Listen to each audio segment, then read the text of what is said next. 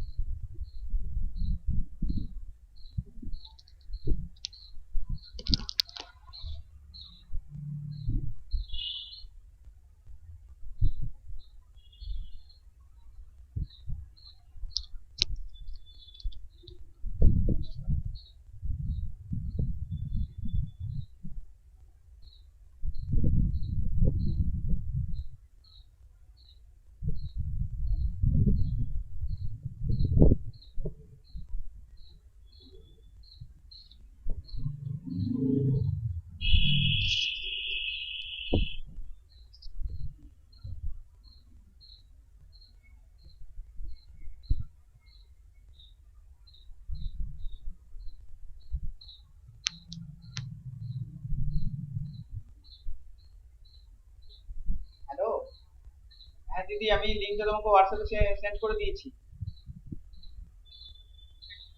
হ্যাঁ হ্যাঁ, একদম 11টা। তোমার জন্যই ওয়েট করবো ওখানে। ঠিক আছে, হ্যাঁ, রাখছি।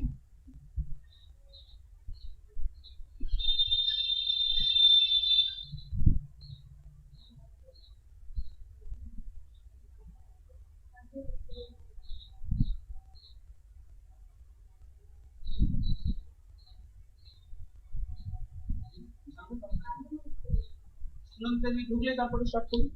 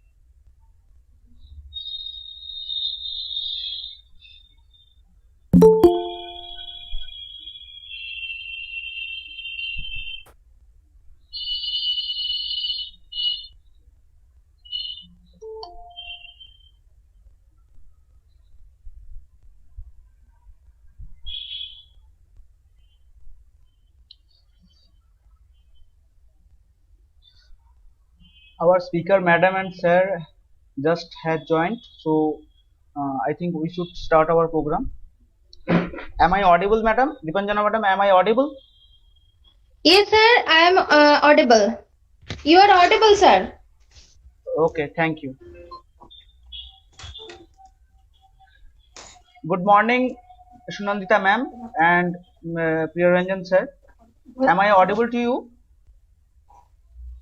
Yes, yes, audible. Clearly. Okay, thank you, madam and sir.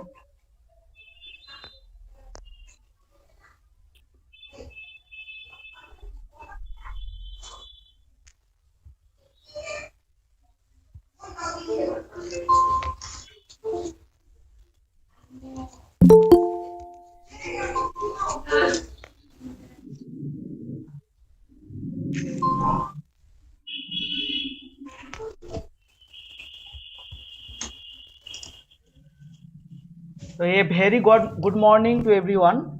Myself Deepak Bhattacharya, Assistant Professor and Head of the Department of Education, Dukhulal Nibaran Chandra College, Murshidabad, West Bengal. I am very much thankful to our respected lecturer in charge, sir, for his guidance, blessing, and motivation to conduct this national webinar.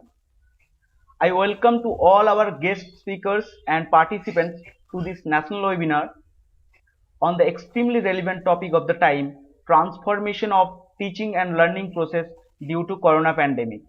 And today we have the privilege to have with us some experts from the field of education who shall be reflecting on the theme of this webinar. I am very pleased to say that almost 311 participants have registered for this webinar, and before starting the program, I would like to show a small video presentation on behalf of Department of Education of Dukhulal Nibaran Chandra College.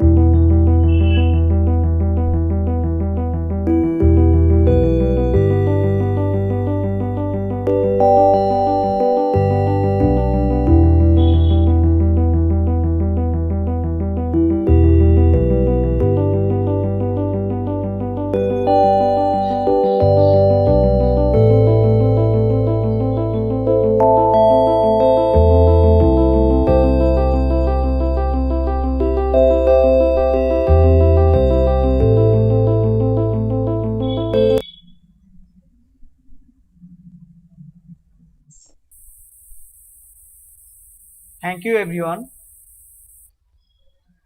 Now I call upon Ms. Dipanjana Khan, Assistant Professor of Department of Education, to serve as a host in this program. Over to you, madam.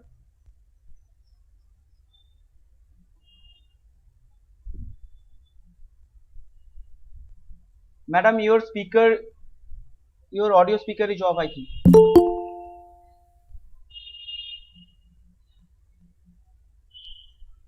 You are not audible, madam.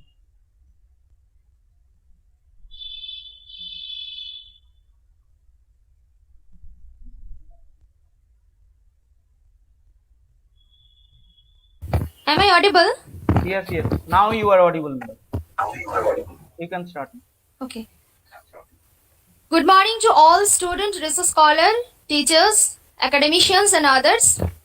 I am very pleased to announce that the Department of Education, D.N.C. College has arranged an one-day national level webinar on transformation of teaching and learning process due to corona pandemic.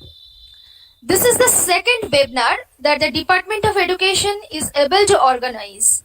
For the last year, the ever-increasing pandemic situation in the state as well as the country and the world has confined all students, research scholars, teachers, academicians and others at home.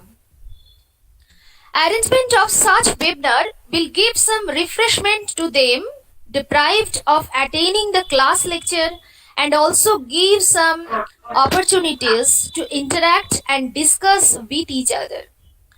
To organize such an webinar, various aspects are needed.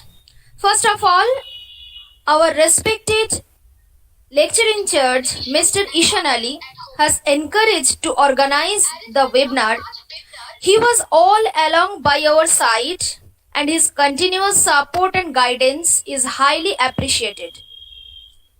Our heartiest welcome to Dr. Sunandita Bhaumik, Assistant Professor, Department of Education, Kuchbihar Panchanan Burma University, and Mr. Priyoranjan Das, Teacher Educated, Elementary Teacher Education Institute, Baripada, a constituent unit of ACRT, Orissa, India. I welcome Mr. Deepak Bhattacharya, convener of this webinar. His enthusiasm is praiseworthy.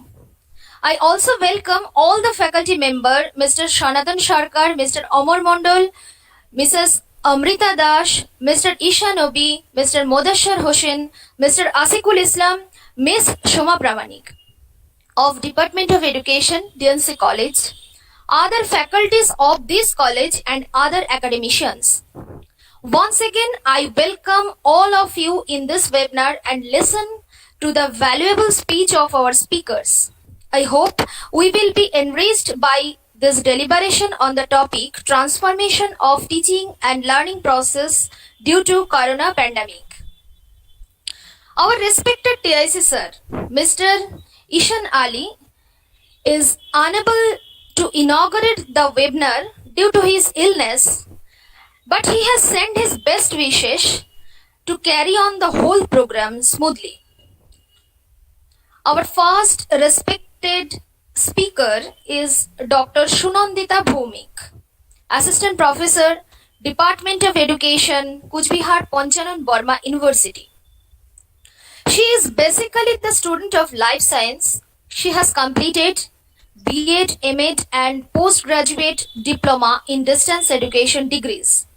She has completed PhD in education from Utkal University, Odisha.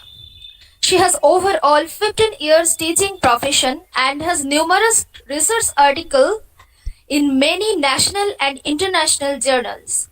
Her research interest area is primary education and she is actively engaged in Global Association of New Humanist Education Curriculum Development Committee of Ananda Marga Gurukul. She is an academic counselor of Indira Gandhi National Open University. Now I invite her to deliver her thoughtful speech about the transformative teaching learning process due to corona pandemic. Madam, please.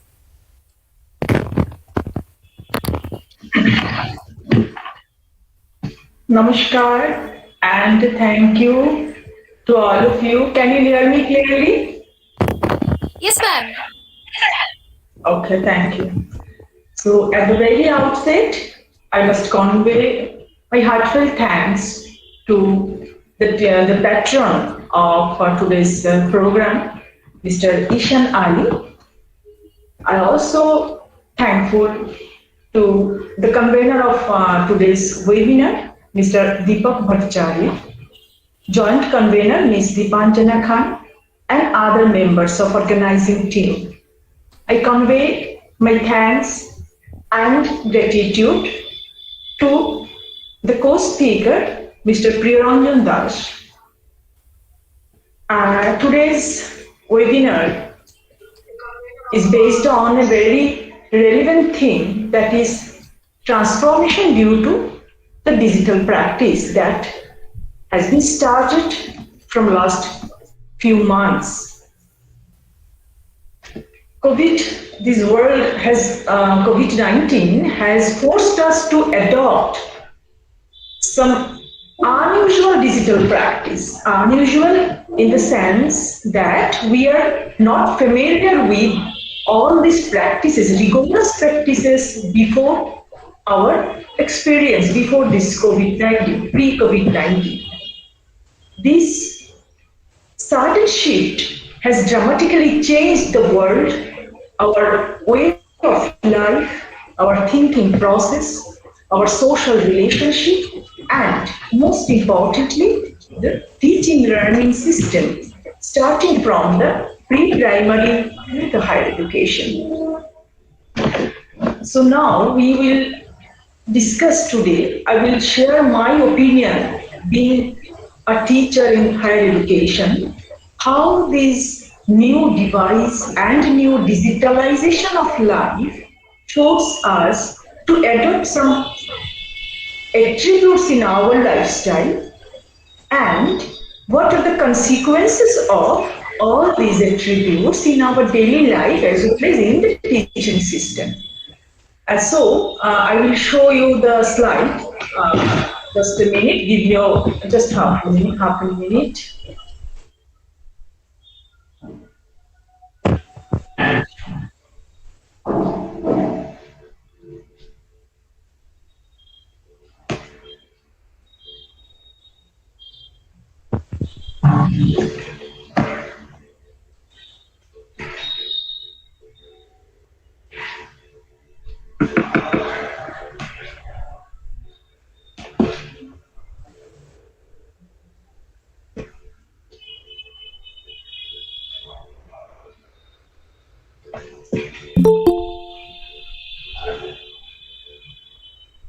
Is my screen visible to you? My slides?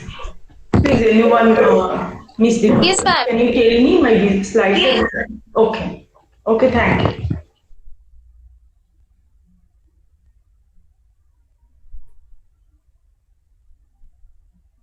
So this virus has changed our life.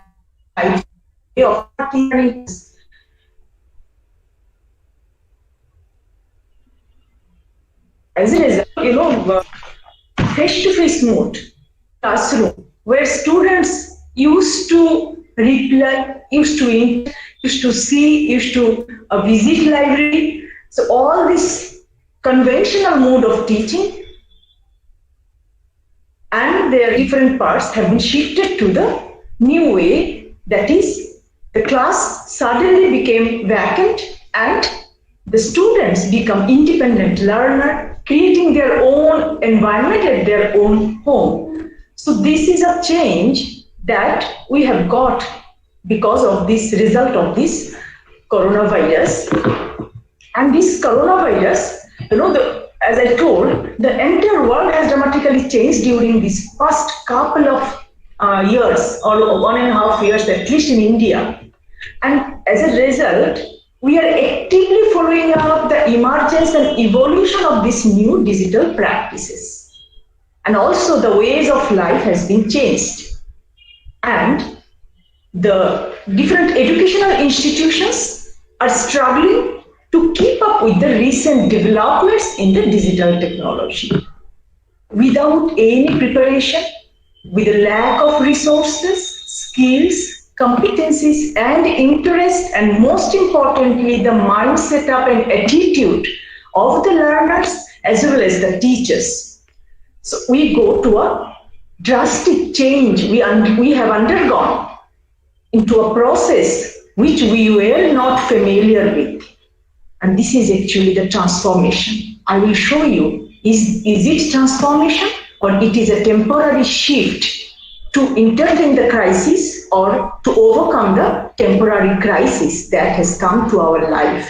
So here, transformation is I thought there is two types of transformation, and there is a interaction between these two transformation. One is digital transformation, another is a socio-emotional transformation, and it's a vice versa role. As I already told, this is a very global crisis, and many countries have already decided to start the online classes. Here, the UNESCO has reported 70% of the world's student population are affected by this new way of teaching learning. And the many schools and universities are not prepared for this crisis, very importantly, that we are facing in India, especially in India. Now, these are the pandemic impact on higher education. Universities are severely affected. Universities, we need some effective policy and measures. We cannot say we had started with a full preparation. Our prior experience doesn't support us to continue with this new way of teaching learning. So the certain policies and measures, a uniform way of policies and measures would have been introduced, would have been included for the smooth running of the new approach. So, and here, what now we are going to say that post-pandemic is not going to reduce the demand for higher education. A degree is considered as a necessity. I'm focusing on the term necessity. Now it has become our necessity. We have to continue this teaching learning process, and we have to give the certificate to the students. We have to promote our students to the next classes or next grade. So this is our necessity. When this necessity has become our integral part of teaching learning, then many of the factors come in between this crisis. Now, this impact of COVID-19, the lecture delivery mode has been shifted to the computer learning or internet-based learning. This chalk and talk has long ruled in the classroom. Now we have forgotten about this chalk and talk and blackboard and whiteboard, whatever it may be. And more emphasis on smart learning environment, where learner will be surrounded by different devices, internet. So his environment is, instead of a living being,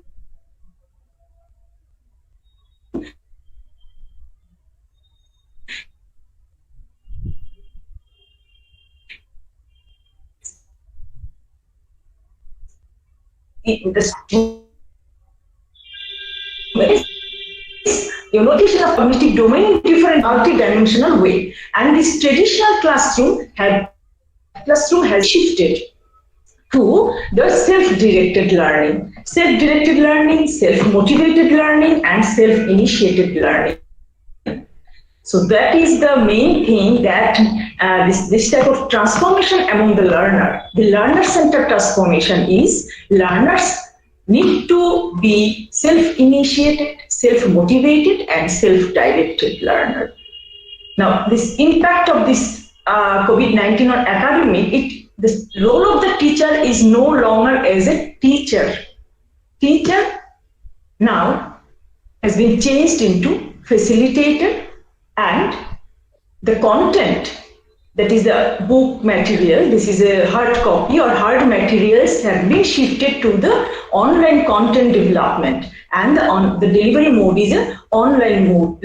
Somewhere it is blended mode also, but most popularly it is online mode. And the assessment process, that is a student's evaluation process, have been changed, and some other factors like the exploring the world through internet increasing the connectivity with others or the resources and with the experts and other resource persons through internet. So these are the basic things, basic transformation in the learning world that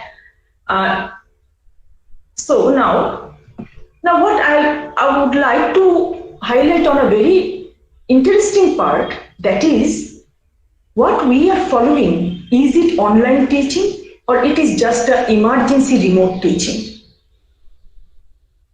Because if we see that the online teaching, it has certain features, and this online teaching, it has some pre-planned, pre-designed, I mean the well-designed thing. So what are the special features it would have to be called as it online teaching?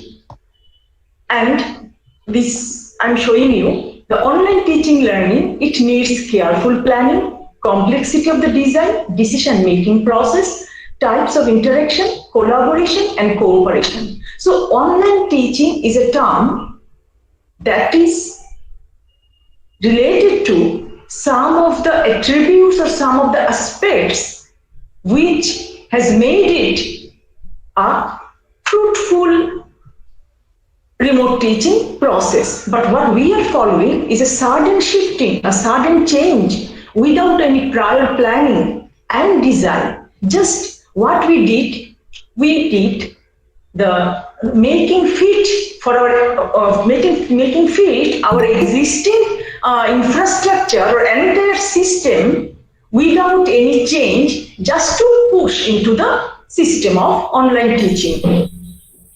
Here, the book Learning Online, What Research Tells Us About Whether, When and How, the author has identified 9 dimensions.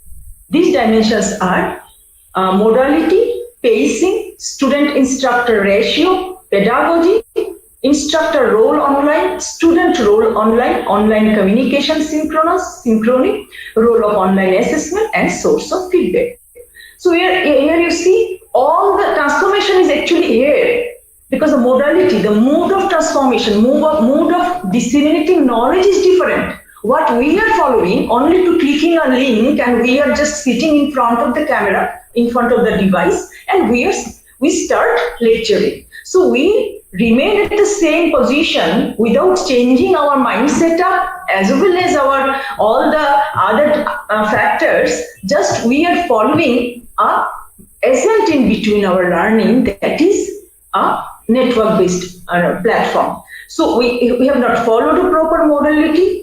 Pace means that individual speed and individual speed and interest or ability student can learn. This, I hope this facility also we cannot avail with this existing online mode that we are following. So pace is a very important factor.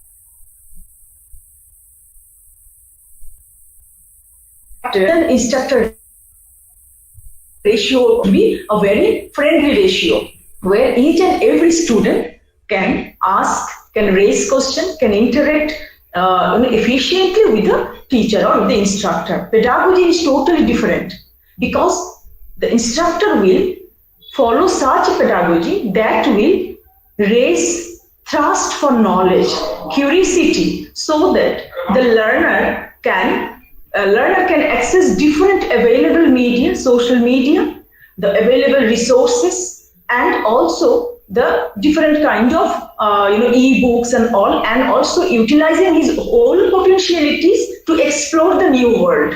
So here lies the role of the instructor in online teaching. But I doubt that whether as a teacher we are following as a facilitator to raise the interest of the learner in this regard.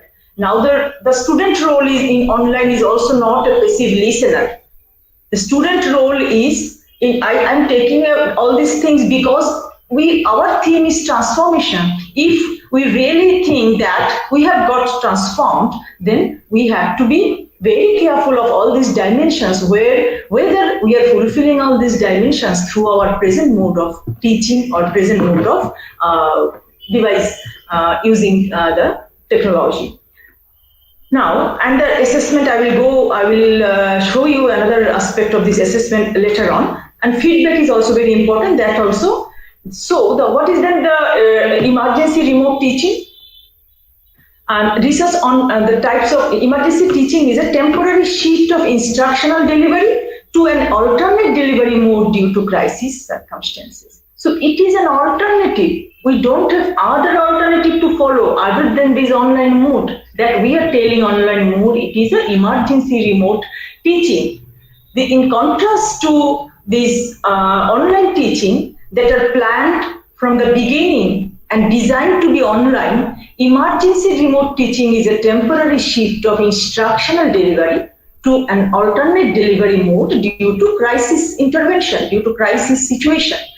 It involves the use of fully remote teaching solutions for the instruction or education that would otherwise be delivered face-to-face or as a blended mode.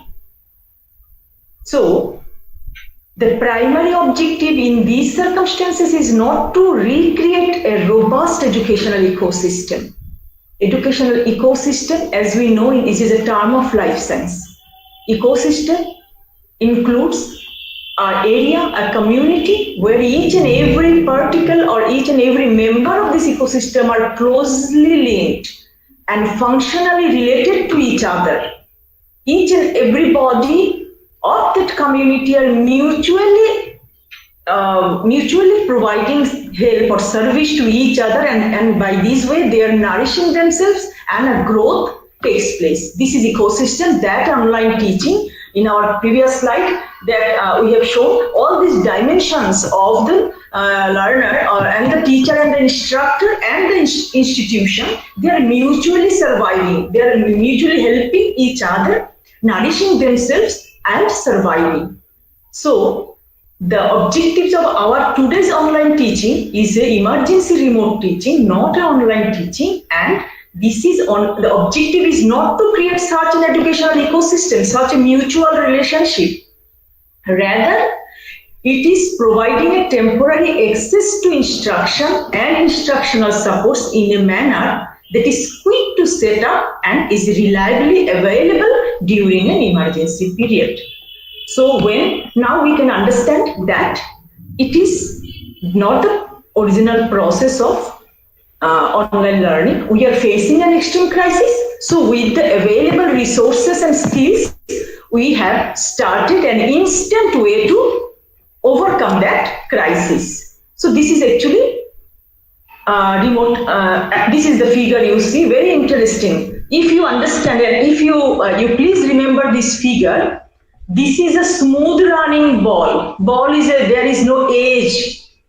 No, like a triangle, there is no edge, so it is very smooth to go, smooth to run with a high speed, anywhere in all direction. If with a very less effort, this ball, the shape of the ball. So this is actually the online model. And what we are following, because we have not changed what is run as online teaching. This one, the speed of this online teaching is less. Ultimate outcome of this online teaching is very, very less, and maximum effort is requiring. It requires maximum effort because pushing. You see the model. I hope you have understood this model. Here is the difference between online teaching and what we follow, this emergency remote teaching. So this is a digital learning. We are very much familiar with this MOOC, massive online open courses, e-learning, blended and flipped. Now the digital transformation. What is digital transformation? Now we have digitalized. By now we have understood that we have gone a very techno-friendly world, and this digital transformation, that is a digital transformation is when this is a process that aims to improve an entity by triggering significant changes. Trigger, just like this pistol का जो gun जो trigger होते हैं, जो bullet निकालते हैं, जो forceful pressing. So that is a triggering significant changes to its properties through combinations of information, computing, communication, and connectivity technology. So this is digital transformation. And COVID-19 pandemic initiated an extensive, sudden, and dramatic digital transformation in the society. And it forced us to take an extraordinary digital leap, leap, just like a frog. Have you ever seen how frog jumps? This is a leap, giant leap. So we have undergone a giant leap, digital leap in our everyday life and practices, including our children and education.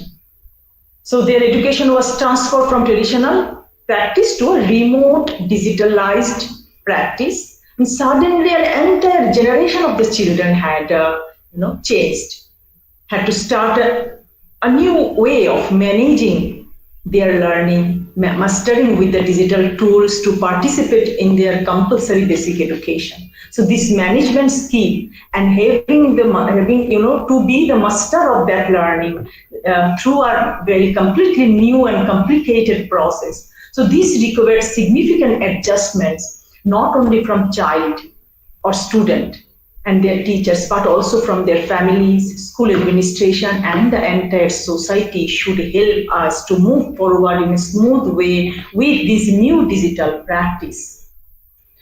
This is a crisis response migration. Again, this crisis response migration, external assisted migration or external integrated migration. We often use Google Classroom, right? This is external integrated migration because we are migrating.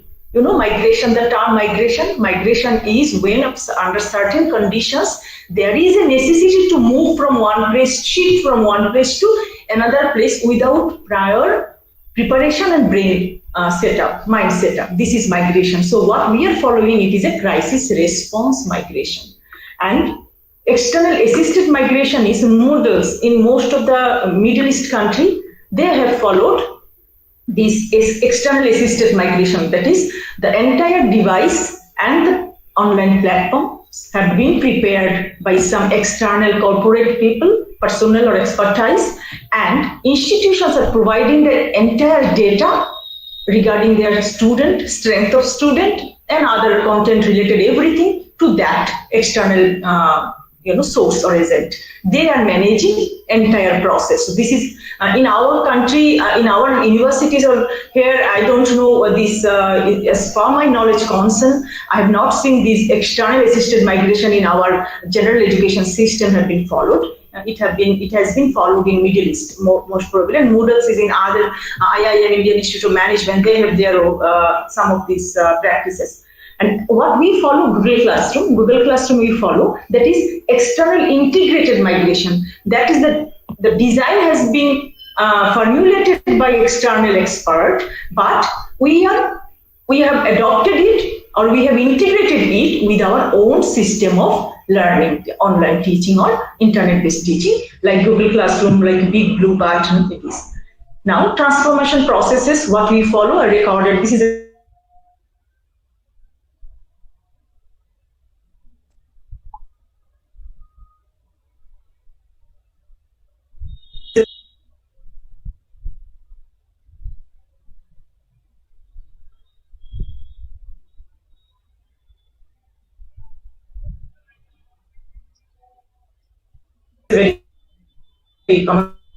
switching of our audio, we are switching off our video. So nobody can assure you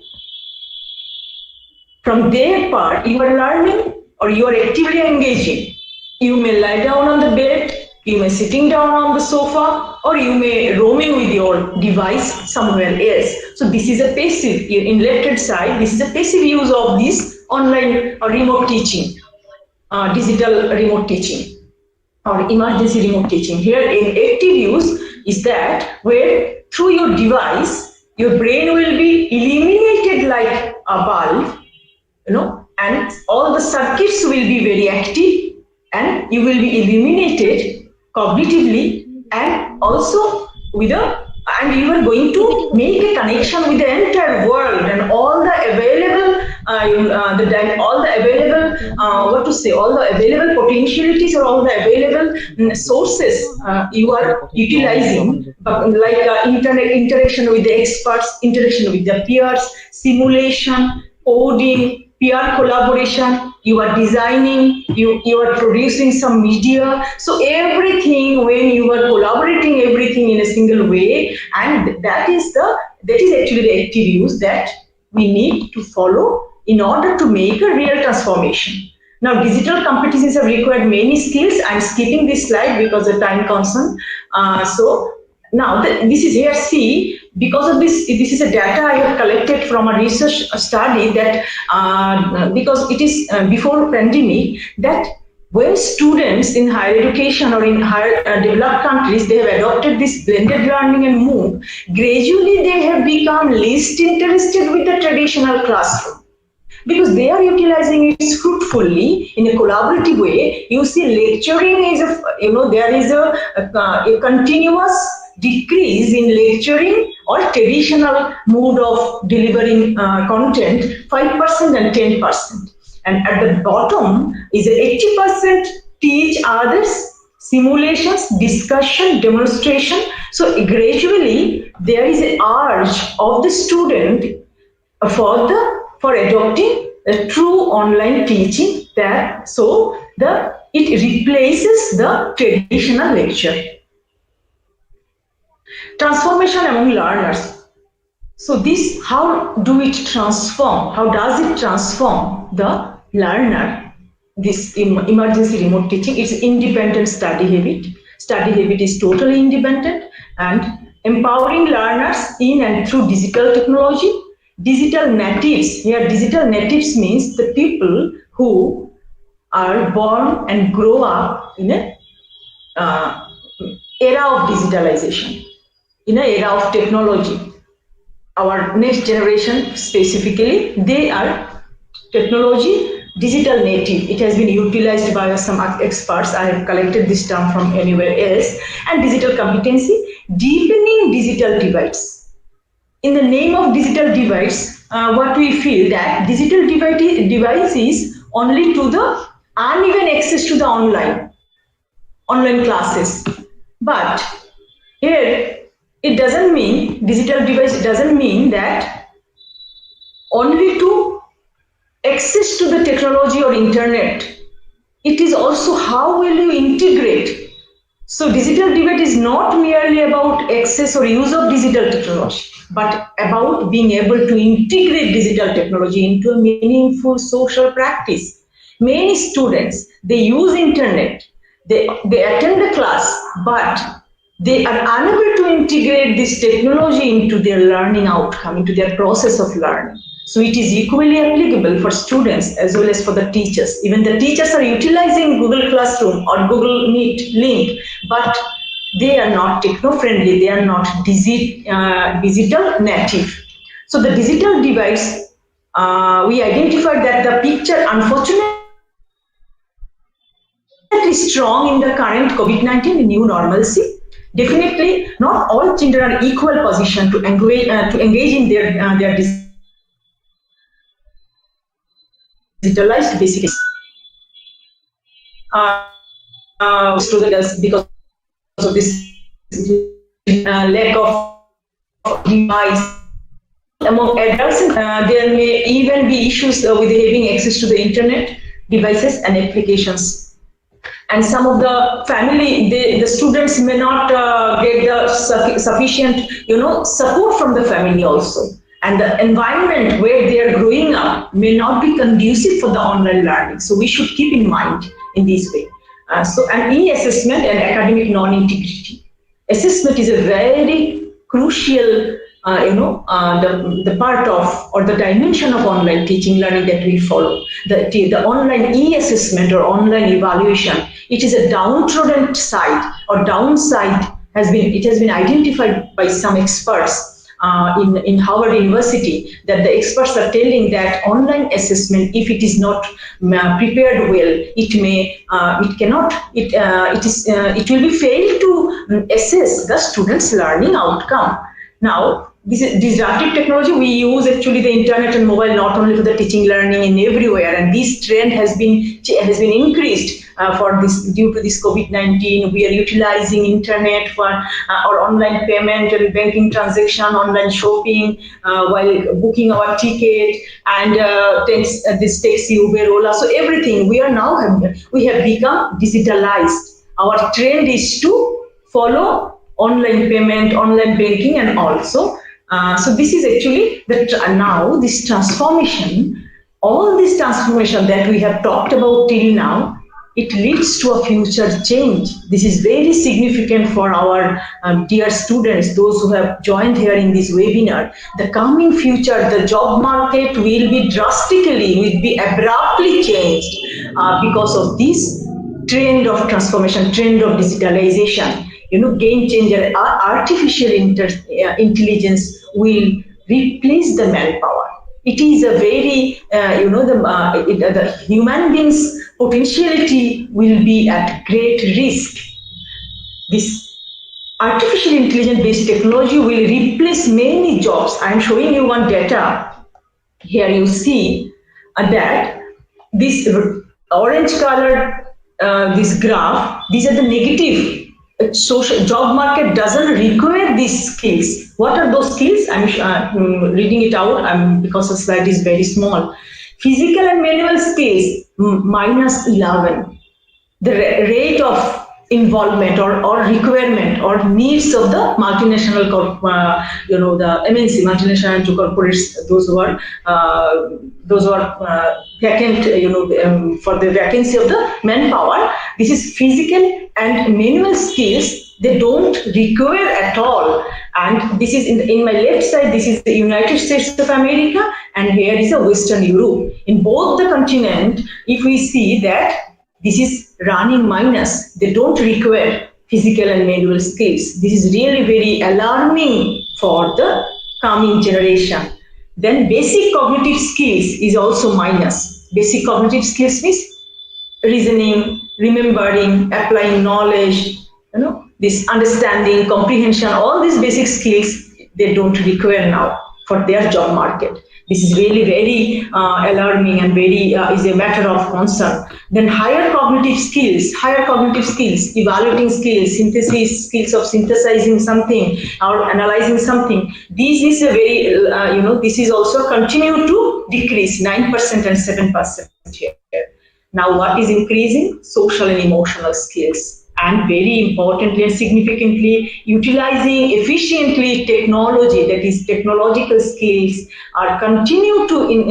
these technological skills continue to increase, that is 60% and 52%. So this is the very recent requirement of the job market in United States of America and Western Europe. This picture shows us that how we are changing, our job market is going to be changed in future, and we have to prepare ourselves to compete parallelly with this. Directly we can connect with the teacher material. Technological enterprises offering specific like Google. So our teaching learning connectivity, teaching learning outcome depends on certain external factor or actors. This is actually the very, very interesting thing. And new demands from labor market, just now we have seen that what are the new demands of the job market and labor market that are going to come ahead in post-pandemic era. Now the challenges are remote learning and distance education fail to compensate for classroom education. And unprepared teachers, poor technology, poor hardware, and resource divides digitally, that already we have talked about, and massive effort needed to speed up this technology to get a maximum output. Challenge 2 is what we are following, one size fits all. For everybody, for everybody we are giving some content through mail, through WhatsApp or other through our social media, or we are utilizing Google Classroom and we are creating a link a single online platform. So what we are utilizing, one size fits all, that will not run along with the same learning outcome. So too many students fail because of this educational standardization, and many more parents look for the alternatives of the standard public education. And another one is a learning loss. You see, learning loss. We can definitely say that what the practices we have started for last 1.5 hours, students are moving forward, students' mobility with learning loss. We have not learned. We cannot say we have learned. We have graded from first semester to second semester without any learning or very least learning. We have got a promotion from second semester to third semester, again with a very less learning. It happens because all the factors that I have till now I have discussed. So it needs an improved design of teaching and learning environment for better quality and equity. And challenge 3 is very important, that is revaluing the social and emotional significance of schooling. Here schooling means institution, college, university or school. How can we ignore this socio-emotional part, which is very, very significant, which is very important for the human development and educational development. We cannot ignore the socio-emotional development of the students. They should interact with the learners, co-learners, with the peers, with the teachers, and with every human members of the surrounding, which is lacking in this technology-oriented teaching learning. A student is alone, too much autonomy and too much, self-reliant is also not good for the society we are building. Post-normal learner, if they will be much more self-centered with this environment, then the ultimate result of society will not be very good. And this is actually about the evaluation system. Here I'm showing we should rethink about our evaluation system, how to make it more reliable, more relevant and more valid. What the process we are following is not valid. What does it mean, the term valid? Validity means for which purpose it is prepared, how the extent to which it gets the result. So we cannot say that this tool, this examination tool, which is prepared for judging or for assessing our different domains of the learners, they are doing it successfully. So here is a test.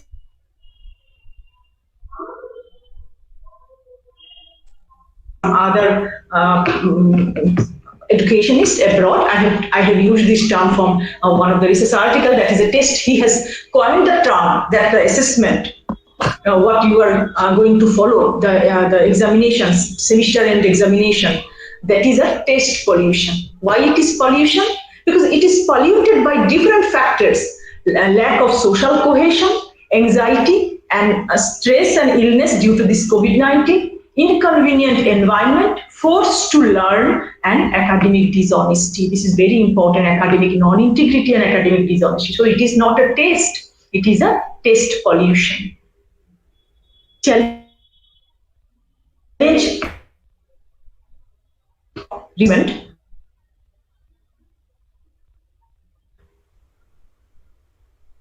infrastructure coverage of learning outcomes and issues related to submission.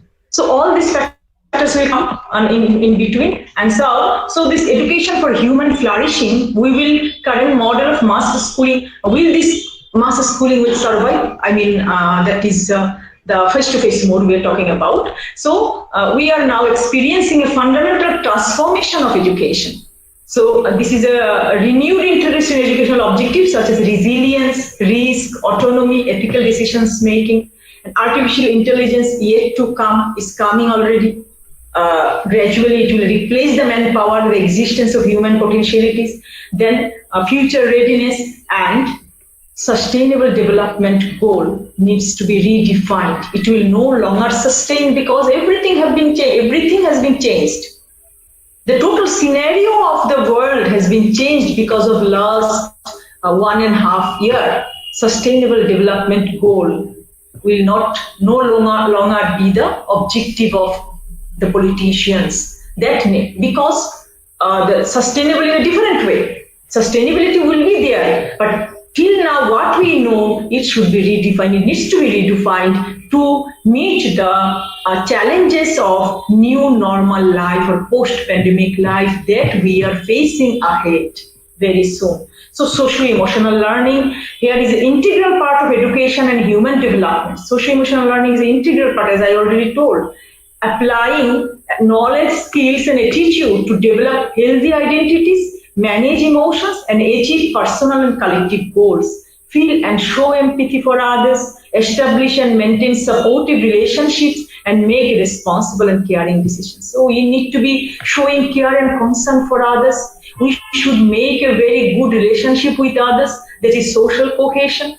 Our understanding for others should be very good. Our mind should be such expanded that we should think of others so sad and happiness. So we will share this sharing, cooperation, these terms which are very essential for socio-emotional learning, and what the society is also, society demands this type of personal qualities for to become a quality citizen, which is lacking in today's information based. Too much emphasis is given on information management and a smart learner. So we have to reset our educational goal. We what we need now, we say, okay, you have to be a smart citizen. Smart citizen means we have to have the skill and competency to handle technology, to manage technology, and utilizing it efficiently to become a successful citizen. But here I should say the goal should be heart goal. Instead, we set our goal, heart goal, instead of smart goal. H for humanity, E for empathy, A for affection and love, R for relationship. We should redefine our relationship, and T for trustworthiness. So this is in total our digitalized transformation and its consequences in on the society. So thank you very much. I'm going to conclude our my discussion here, and so with this hope that we should think again whether we have transformed or we are temporarily shifted from a face-to-face mode to the online mode to overcome the sudden crisis, and very soon we will be back to our own system of teaching learning. But of course we will utilize this technology, the skills for the betterment, and we will utilize our technology for our development. So everyone is now getting annoyed of these online classes. Online classes do not feel good anymore for the teachers and for the students. You see in Presidency College, students are on the street with their demand that our class of offline face-to-face class should start right now. So dealing with this sudden crisis and getting rid of this crisis, we have adopted this remote teaching. But for us, as in India, is a wasteland of emotional development, is the relationship. India is a land of humanity. So this humanity should not be weighed out, should not be getting away of our teaching learning, or it should be with us. So let us let us very pray to God so that very soon we can come back to our normal classroom. But experience that we had first years one and two should utilize technology, of course, in a blended way. So with these few words, I would like to conclude my discussion. Thank you once again, all the organizing team, and most importantly, specifically my brother, junior Mr. Deepak Bhattacharya, for giving me this opportunity. Thank you very much. Thank you, madam, for your wide experience, thoughtful lecture about the theme.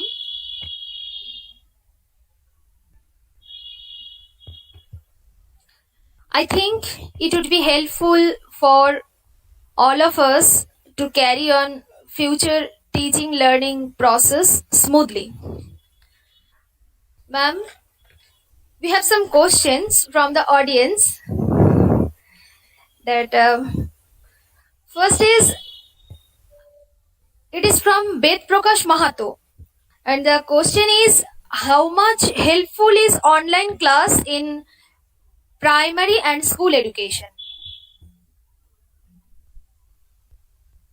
If you listen to my lecture till now, yeah, I hope you will get you have got the answer.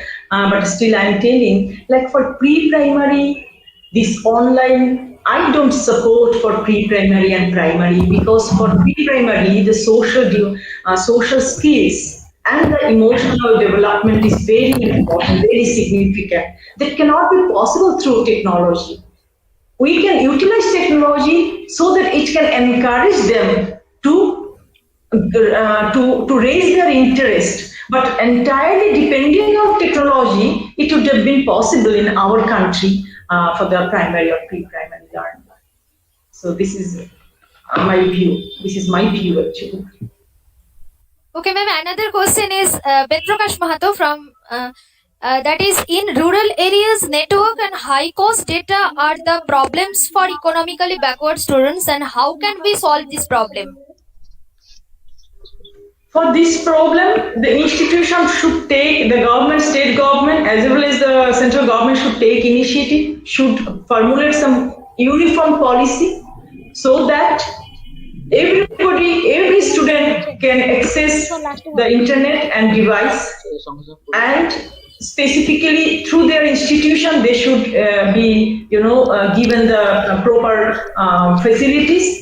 And it is true, it is equally true in our country, where most of the students are in the rural areas, in a geographically scattered area, in hilly area. They are often facing problem to access.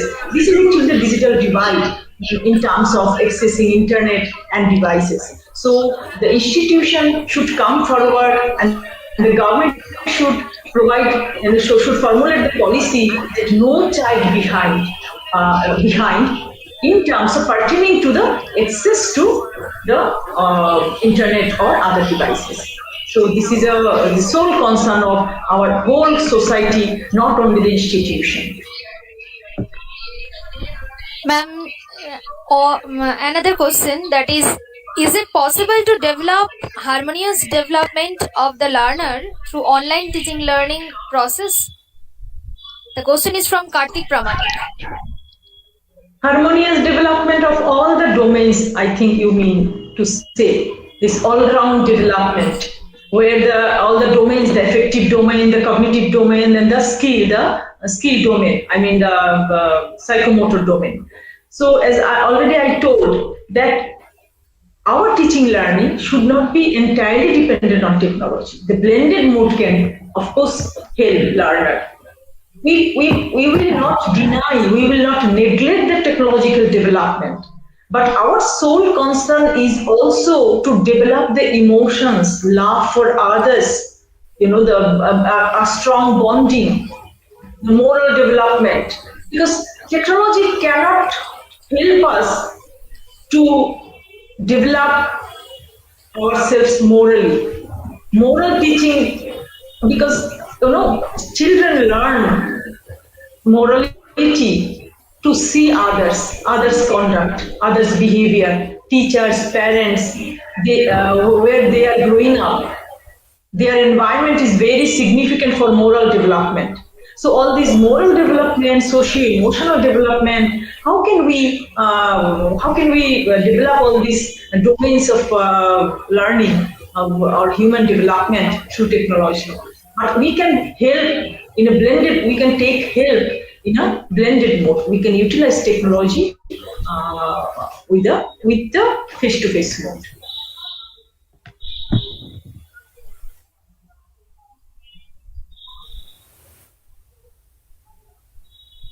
And the last question is, how can we check students in discipline in online mode, and how can we access them frequently through online mode? The question is from Pratishtha Guru. This is I think you want to say the distraction of children.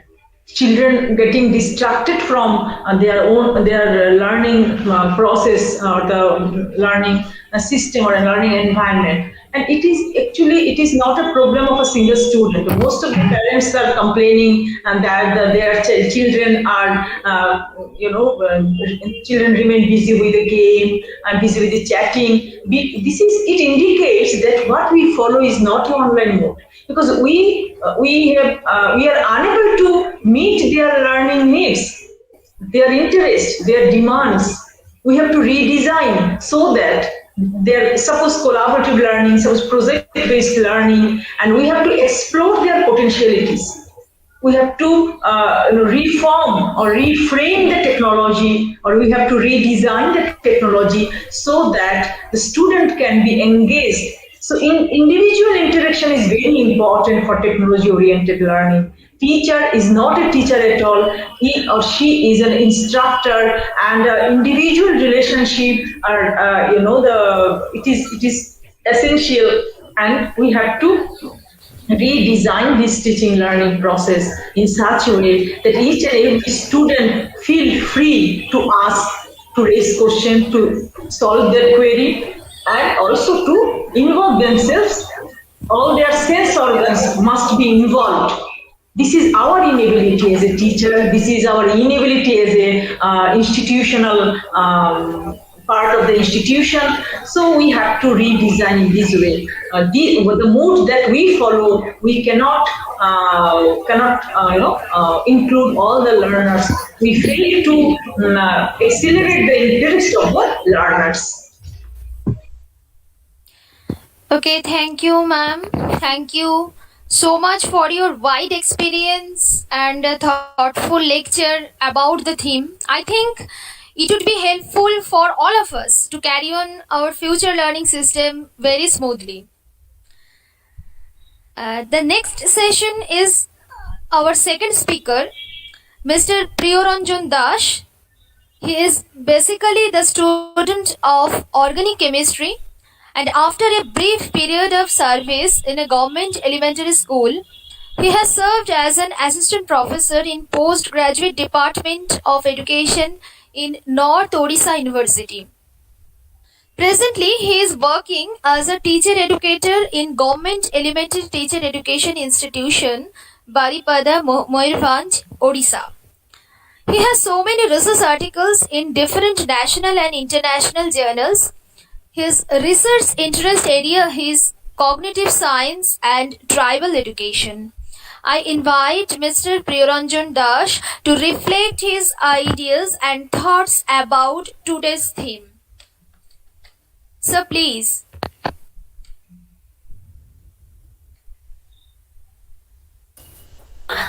Thank you, Madam Dipanjana. Am I audible? Yes, sir, you are audible.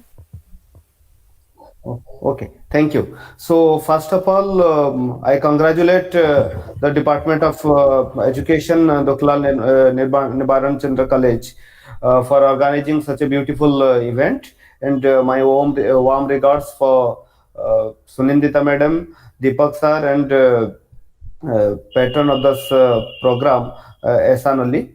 So when I think about the transformation, I find three different aspects. First is what are the myths about the transformation, what are the realities about the transformation, and what are the dreams about the transformation of pedagogical processes during this COVID pandemic situation, or post-COVID situation, or we may also call during COVID situation. So in these three aspects, I will start my presentation. Is it visible? My PowerPoint is visible? Yes, sir. Okay. So thank you. So when we go 1.5 years back, what we find? We find in Hindi like the aankhon ka chamak and smiles. So everybody was hopeful, and if we see the situation of today, persons particularly related to education, maybe parents, maybe students, maybe teachers, all are hopeless. But there was a time when everybody was hopeful. there was curiosity and consolidation of that curiosity. A beautiful time, there was a beautiful time, and in that beautiful time, we all stakeholders of educations are engaged in a dreaming and chasing our dream. So, what happened in these 1.5 years? Almost the public schooling system of India in all the parts is severely damaged, and to some extent, it is deteriorated and destroyed. So why all these things? When we think why all these things happen, all of a sudden, like actually, it was very difficult for me to take a stand on online and offline education and about the pedagogical practices during COVID pandemic situation, or about the transformation in our educational system, in our pedagogical system. It was difficult for me, but after listening the previous speaker, Dr. Sunindita madam, it becomes very easy that it is very easy for us to decide, to believe that we were not in a position to shift towards online mode, or what we have done, it is a crisis management. We are not having a setup, just like I find these are the four issues what why we have suffered.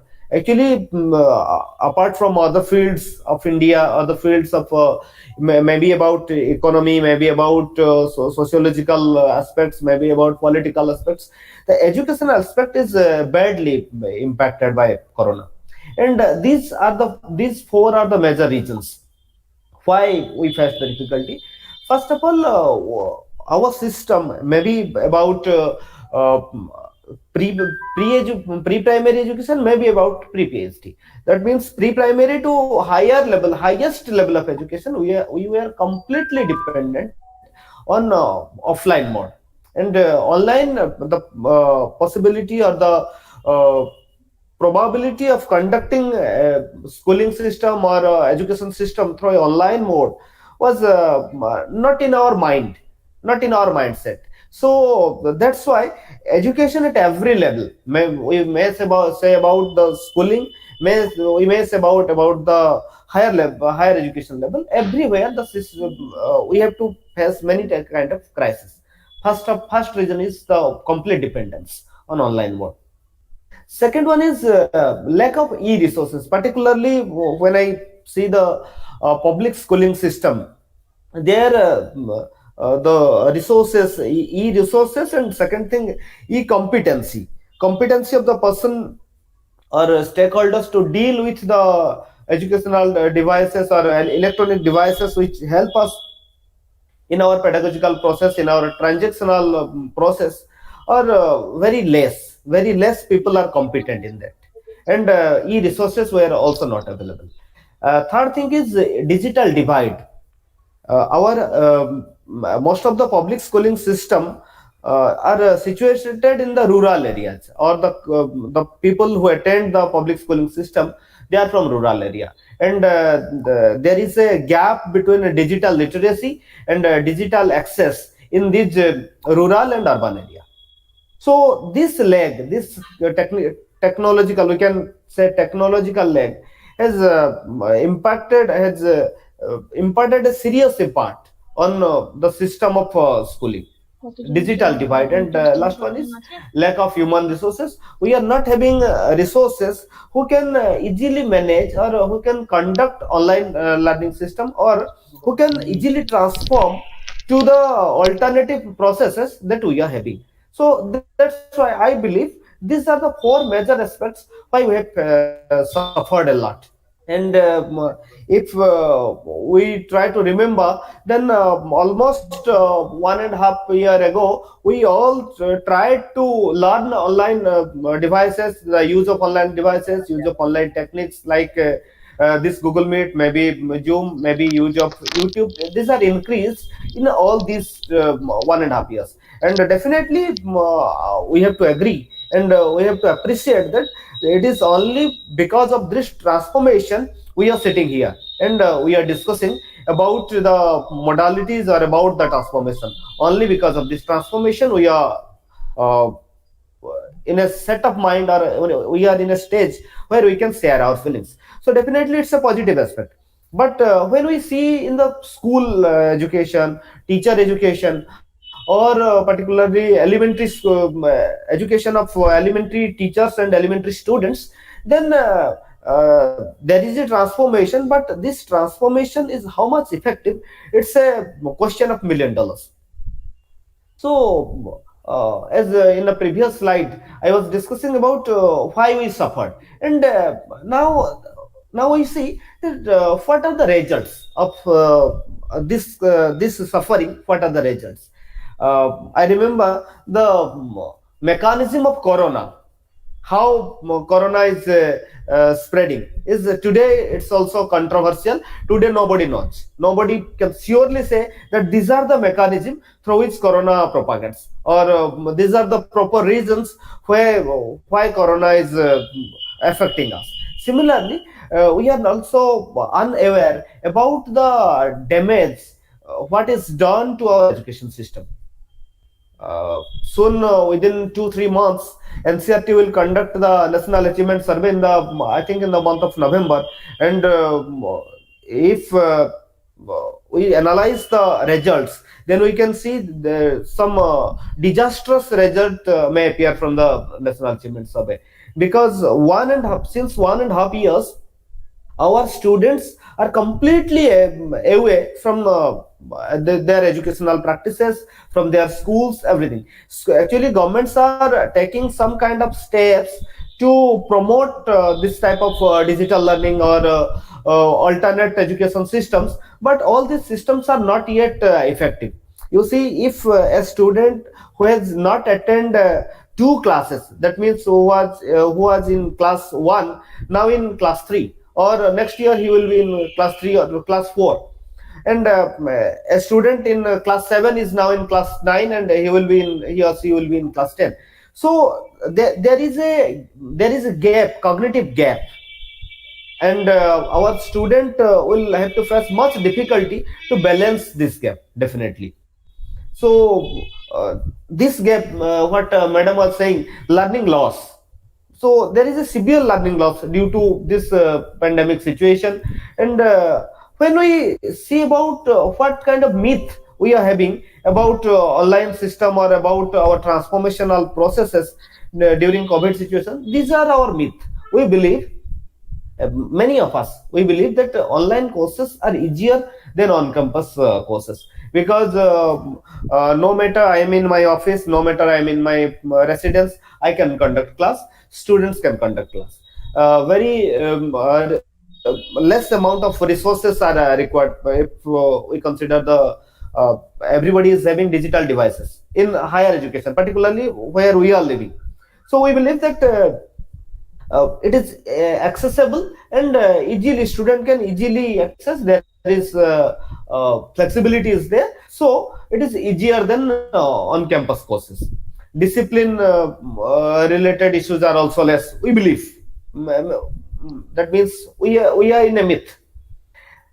Second is, school have developed the infrastructure for e-learning. In many places, school have developed the infrastructure, particularly those of private schools. They have developed, and government also claim that many schools are developing some are developing infrastructure, some are developing mechanism for e-learning, and teacher have built their capacity. And we believe that through capacity building is going on, and many teachers are competent enough to lead this transformation in pedagogical processes.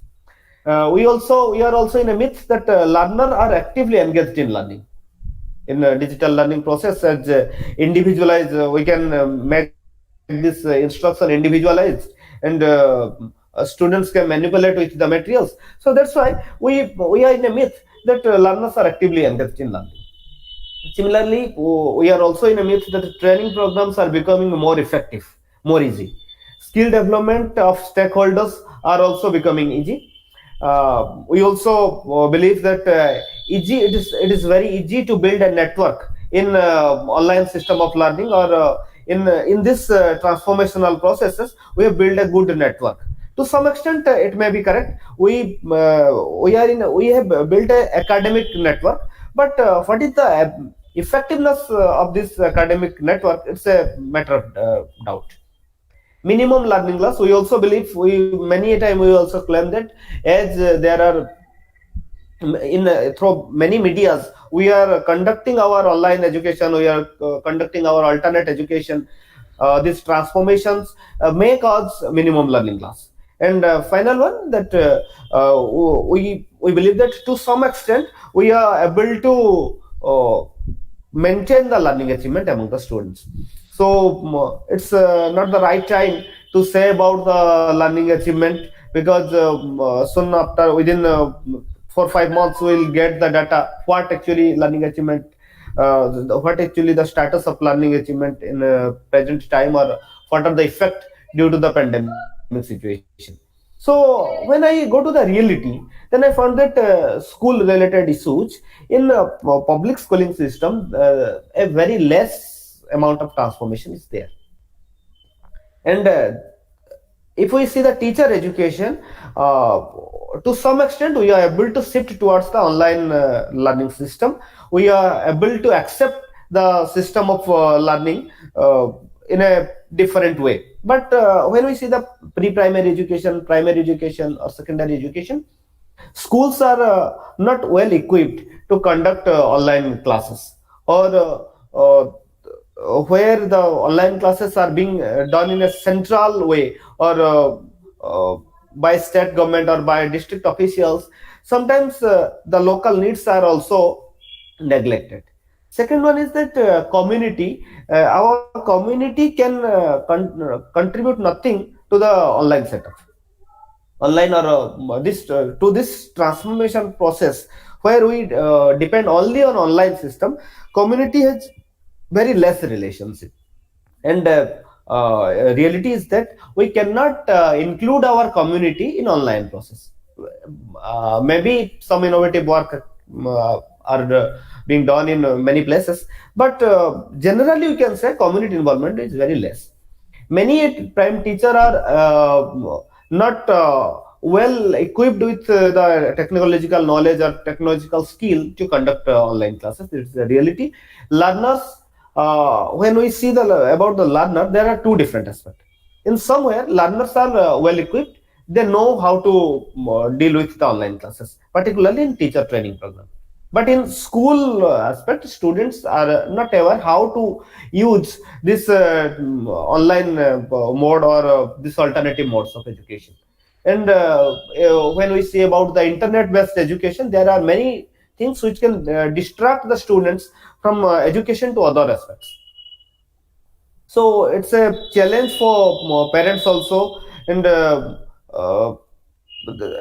we have seen in many cases that parents are forced to provide their children technological devices, or internet accessibility. All these things they are forced to give, and students are completely attached to all these things. And one thing you might have observed, that in these 1.5 years, the number of students who are coming to playground is reduced. People are students and people's children, everybody are much involved in online games, or in their world is being limited into that 4 by 6 inch screen. So it's a difficult thing, and it's a matter of concern for all of us. And it's a reality about our transformation in pedagogical processes. It's a result of our result of the transformation. When we see the training, we claim that our training are much more effective, because many people are attending the training, and many teachers are attending the training. They don't have to come to the training place for attending the training. They can attend the training from their home. So all these things we claim, but the reality is that what are the effectiveness of this training? Many a time teacher or stakeholders, they virtually, they are present virtually, but they are not listening. There is a difference between hearing, listening, and attending. So our training programs are only limited to that of hearing, or that of attending, not listening. So skill development, which is also affecting skill development. We are believing that through online mode, we are using minimum resources and getting maximum output in terms of skill development, but it is not like so. And final one is reality about learning achievement. In the next slides, I will discuss about what learning achievement we have observed in our in a small research. But definitely, learning all will agree with me that learning achievement of school students definitely decreased, and there are certain skills in learning achievement, certain components in learning achievement, which are to be developed through offline setup, which cannot be developed in online setup. First, second one is that if in online setup we are trying to develop these skills, we are not having the setup, we are not having the exact setup through which we can develop these skills. So, after discussing about the myth and the reality, I will come to the dream. And we find the dream from some of the innovative academic practices during COVID pandemic and before COVID pandemic. First one is multicultural placement, and second one is community-based teaching internship, which is turned into alternate internship program.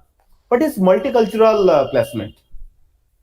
I think many of you, as you are B.Ed students or D.L.Ed students, you are aware about multicultural setup and multicultural placement. In multicultural placement, we believe that our students should be acquainted with different cultural setup.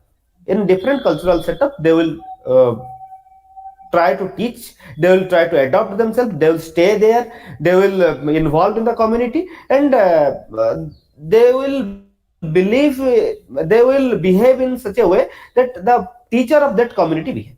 So multicultural placement, actually it started in the Regional Institute of Education Bhubaneswar. They have started the program. In that program, people who are doing B.Ed or integrated B.Ed are sent to interior place, rural places, and they are engaged in community, they engaged with the community and cultural groups, different type of cultural setup, cultural groups, and they also attend the school. So, as a result of this multicultural placement, student or the prospective teachers can make themselves ready to teach in a culturally pluralistic society. And in our state, I think not only in our state, in India, we are the first institution who have practiced this multicultural placement in for DLED students. In just before the starting of COVID situation in February and March, we have started multicultural placement. And in this multicultural placement, students are sent to 15 different villages. And in 15 different villages, 5 to 10 students, 10, 15 students are staying together. They are trying to learn their life. They are trying to learn how to live life and how to live like a teacher. First of all, we tried to trend this process, and this program was well appreciated by the SCRT also in Odisha. And this after this program, students are not limited only to teaching. They are creating community awareness, community based, they have started community based school, they have started evening schools, all these programs they have started. And health related awareness program, education related awareness program, various programs they have started. And this program created a scope for community based teaching internship when this COVID situation started. So first we have planned that how to conduct this internship, and uh, how to deliver our institutional social responsibility. As a institution, we are having some social responsibility, and how to deliver this social responsibility. For this purpose, community based teaching internship program was started. And here the principal of DIET, Dr. Sudarshan Chandra, he was the first person to introduce that program, community based teaching program. Here students are asked to teach their community, means maybe 2 student, maybe 3 student, 4 student, up to 10, 15 students. They are devoting 1 hour time in every day, and they are first they have started to monitor how they are learning, and to how, where they are staying, what is their educational attainment, all these things they have started. And this program was later on appreciated by SCRT, and SCRT started another program in the name of alternate internship program, where UNICEF supported the program, and every student were given some safety kit, some educational kit, and they started educating their villages. So the program, which was started in this institution with just 100 students, now in Odisha almost 10,000 students are teaching to more than I think 4 lakhs of students. So in every in about 10,000 villages, AIP program is going on, and school is we believe that school is going to them. School is going to that going to them, going to these students who are deprived of educational facilities.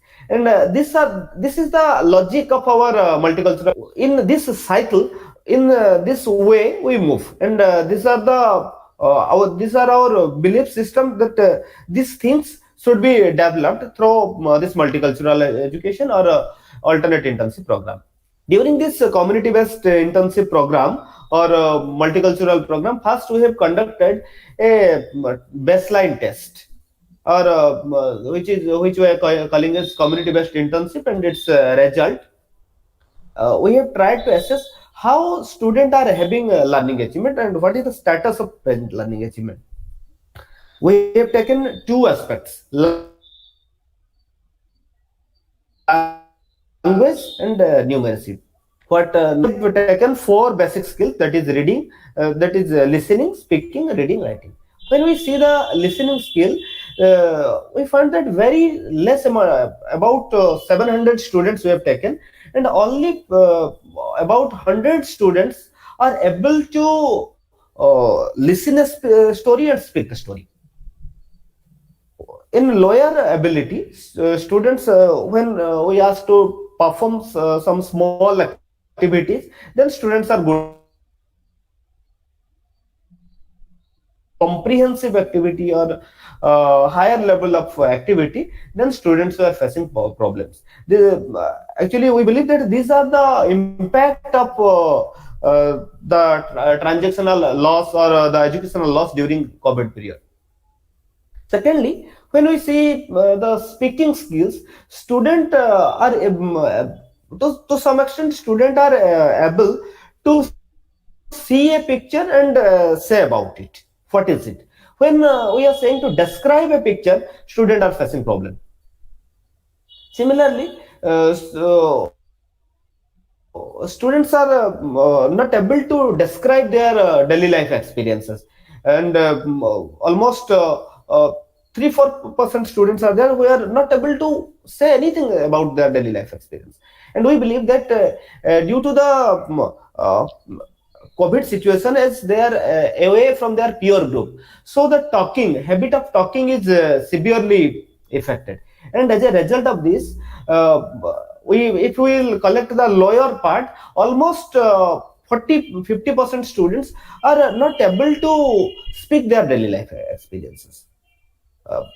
If a student is not able to speak 5 sentences about his daily life experience, in a class 5, then definitely in class 5 or class 6, then definitely we can say that he or she is not having that speaking skill properly.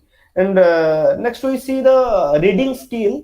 Students are having word reading skills, but students are not having sentence and paragraph reading skills. In paragraph and sentence reading skills, students are not good enough. And this is again we can attribute this thing to the transactional losses and to the educational losses which occurred during COVID situation.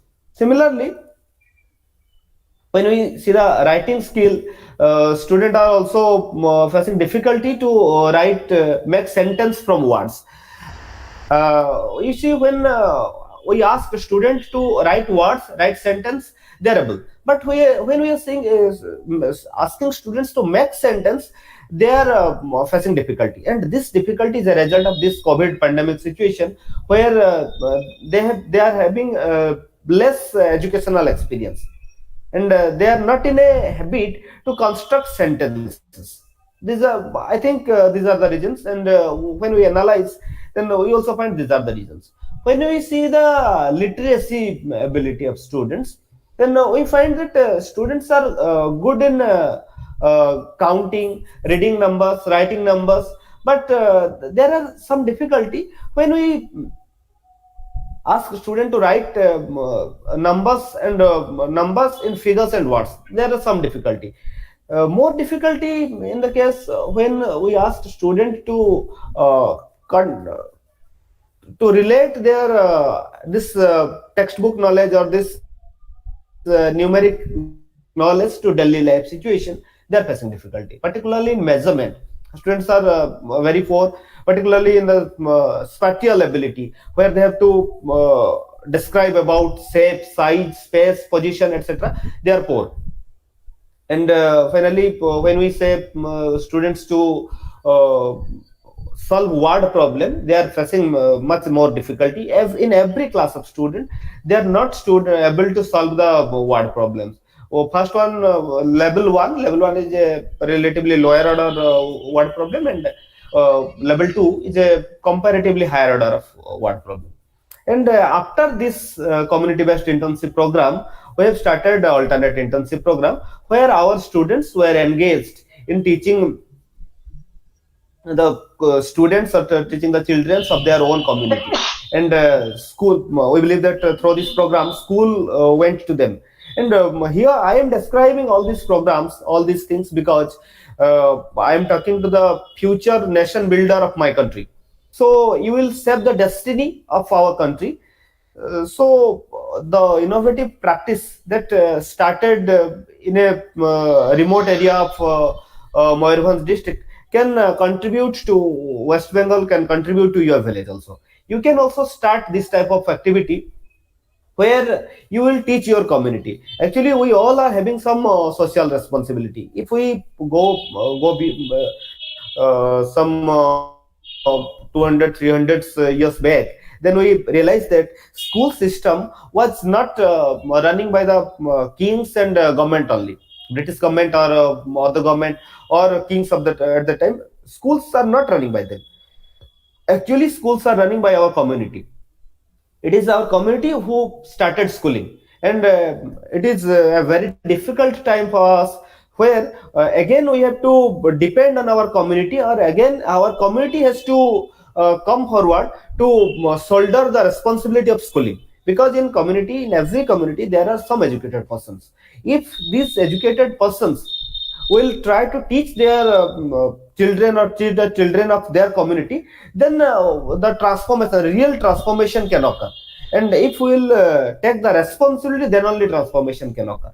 And if we will say about the modalities of alternate internship program, actually SCRT Odisha has structured it, and teacher education institutions are assigned to monitor all these things: how student will go, how we will conduct a endline test, how baseline test, how learning outcome can be achieved. All these things, these are these responsibilities were given to the teacher education institutions.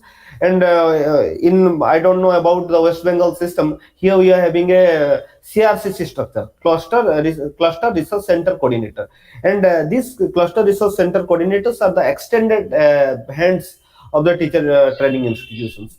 They are monitoring how these alternate internship programs are going on, and district education office also cooperating this process. And teacher educators are moving to villages to facilitate the students, or the pupil teachers who are conducting this alternative internship program. And in alternative internship program, we have one focus, that is achievement of fundamental literacy and numeracy. Particularly, our focus was to teach the students who are in class 2, 3, and 4, so that when they will come to school, they will not come with a blank slate. Their mind will not be blank slate. If they will practice something, they will study something, then with some sort of pedagogical experience or some sort of educational experience, they will come to the school, and it will be easy for the part of the teacher to conduct or to carry on the educational processes. So these are our basic objectives, and for that purpose we have focused on fundamental literacy and numeracy. How student will, our objective was how student will able to read and write both words and numbers. So these are our objectives.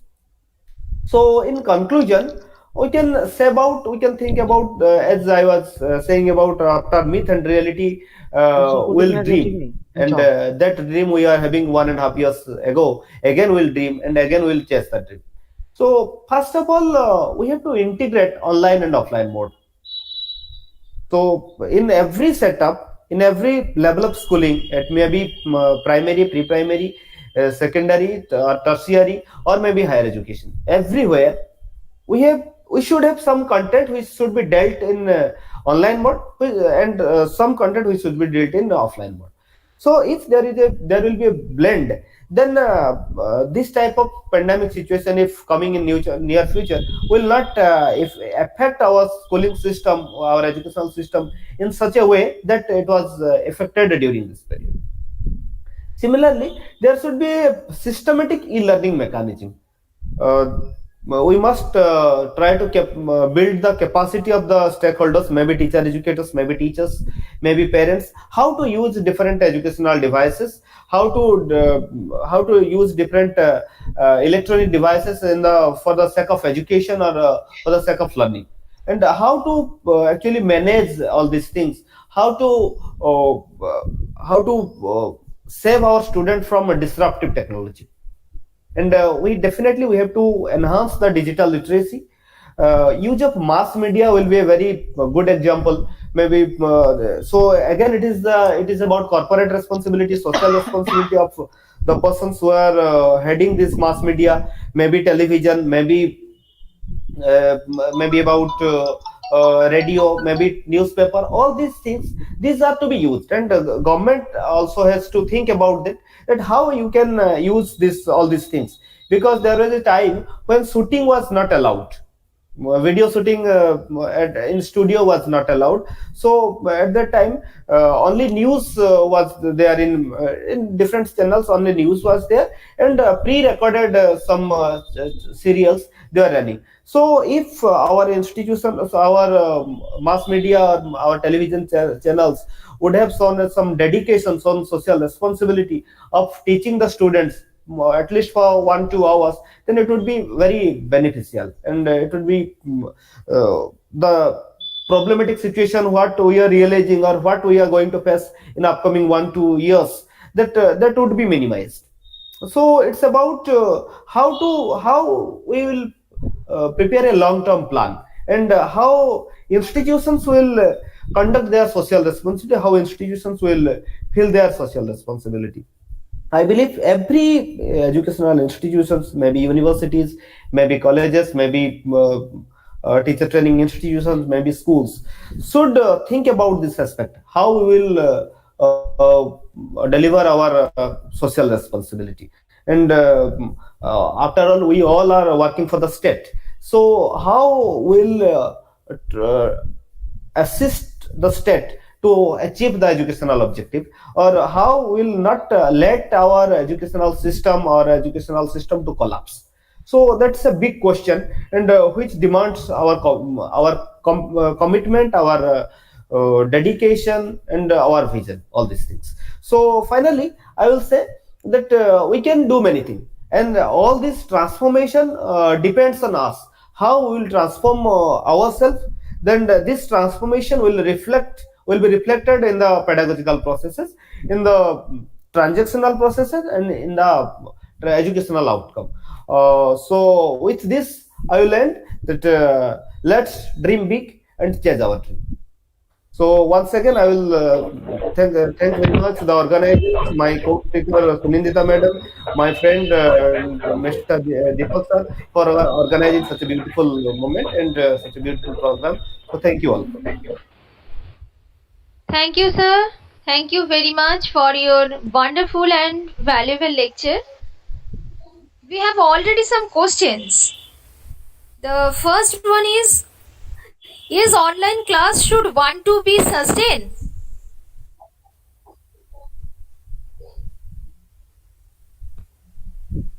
It's a definitely controversial question, and answer will be different from different aspect. If we will say about teacher training program, then and higher education, then I will say definitely online program, online teaching learning program. Okay, sir. The next one is what are the ways to solve all the problems related to socialization in teaching of online system? Giving some e-learning facility, then it should be in school. During COVID situation, we are not having any way to go for online education. Otherwise, I don't believe that online system is a good tool for the development of value. Okay, sir. The next question is what are the ways to solve all the problems related to socialization in teaching of online system?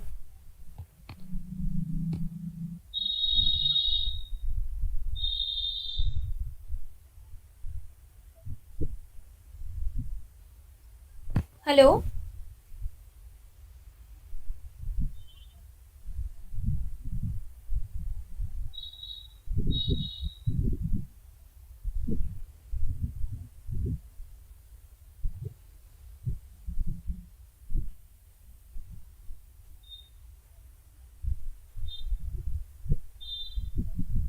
Sir, the sound is not clear.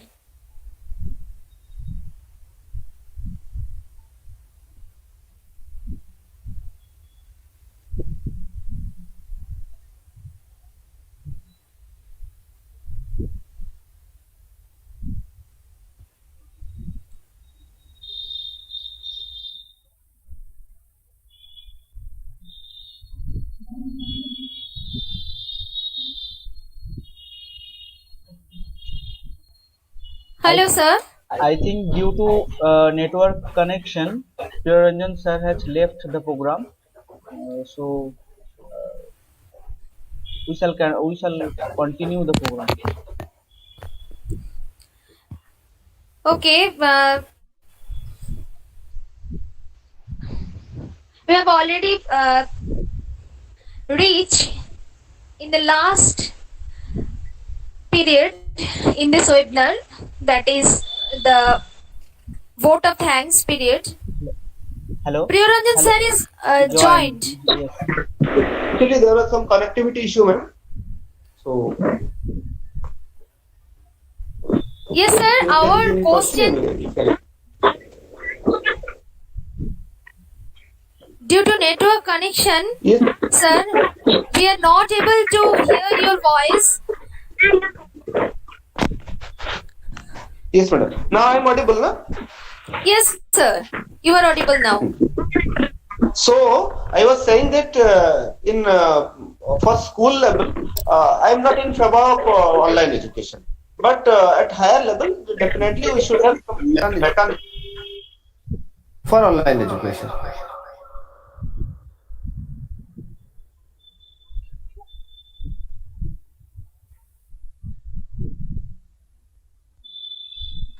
So as I was saying that I am audible, na? Yes, sir. You are audible. So as I was saying that value development is very difficult to ensure value development through online set of education, and the socialization, it's not possible to socialize our students in a desired way in our through online set of education. So particularly at primary level or elementary level, online education should be use of online education should be minimized. And apart from all these things, these technical gadgets have some serious health issue also, serious impacts on our health condition or our brain also. So students should be kept away from this kind of technical gadgets as much as possible in the early days, particularly during the pre-primary days. During this period, we should focus on only on face-to-face mode or only on interaction, play-away method, so that we can construct their knowledge, or we can help them to learn and help them to socialize themselves in a better way. Okay, sir. Our last question is, assessment is a big issue, but how will do fair assessment of students in this online teaching learning system? In online teaching learning system, particularly in higher education, we should try to go away from the textbook. Individualized, we should make our instruction process individualized, and our questions should be so tactically framed so that student has to think. And if student will think, then original thinking of student will be produced. Then the assessment will not be a big issue. So if there will be the possibility of manipulation will be reduced with the open books, as we discussed in open book system. Students are given all resources and they have to reflect. If our questions will be reflective in nature, then assessment issues will be minimized. But in the school level, it's a challenge, and we have to use different technological devices or different techniques of evaluation. Maybe somewhere time, maybe some blended approach to assess them, so that at the same time we can see them and we can make them right. Thank you, sir. Thank you very much for your valuable and wonderful lecture. As we are in the era of digitalization, we should adapt this transformation of teaching learning process due to corona pandemic. We are already reached in the last session, that is a vote of thanks. And now I request Mr. Deepak Bhattacharya, convener and head of the Department of the Education, D.N.C. College, to deliver the vote of thanks and sum up to this program. Please, sir. Am I audible, madam? Yes, sir, you are audible. A very good afternoon to all. Honorable lecturer in charge of Dukhulal Nibaran Chandra College, respected speaker madam and sir, respected dignitaries and my dear participants. It's my privilege to propose the vote of thanks for this national webinar on behalf of the Education Department of Dukhulal Nibaran Chandra College. I want to express my sincere gratitude to Honorable Speaker Madam Dr. Sunandita Bhomik, Assistant Professor of Department of Education, Kuch Bihar, Panchanan Burma University, West Bengal, and Honorable Speaker Sir Mr. Priyaranjan Das, Teacher Educator of Elementary Teacher Education Institute, Baripada, a constituent unit of SCRT Odisha, who have spared their precious time for us and grace this national webinar with their presence. I extend my sincere thanks to Mr. Isan Ali, lecturer in charge of Dukhulal Nibaran Chandra College, for his blessings and for being our backbone in our endeavor and constantly motivating and inspiring us. Behind every successful program lies the manifold attempts of our committed organizing committee members. I would like to take a moment to acknowledge the immense contribution of our dedicated organizing committee members. I am very glad and thankful to all participants for their valuable presence and support, which is highly appreciated. Thank you all, hoping the same response from your side for future program. We as a human being do best in our situation. This pandemic made us all to learn digital and go digital. Stay safe and take care. And here I conclude this national webinar. Once again, I thank you all for being with us. Have a wonderful day ahead. Thank you.